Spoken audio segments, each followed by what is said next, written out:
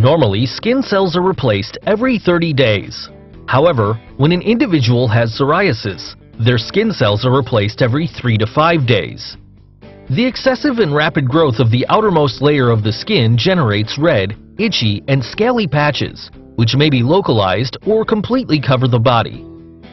Psoriasis is not contagious, and there is no cure for the moment. Approximately 7.5 million people in the United States suffer from psoriasis, and up to 40% of people with psoriasis experience joint inflammation that produces symptoms of arthritis, also called psoriatic arthritis. Research has proven that cannabidiol, or CBD, is a potent anti-inflammatory. CBD deploys a strong anti-acne reaction by slowing down the abnormal cell growth production under the skin. CBD has emerged as a viable treatment option based on its anti-inflammatory properties, its role as an autoimmune regulator, and its influence on whole-body homeostasis.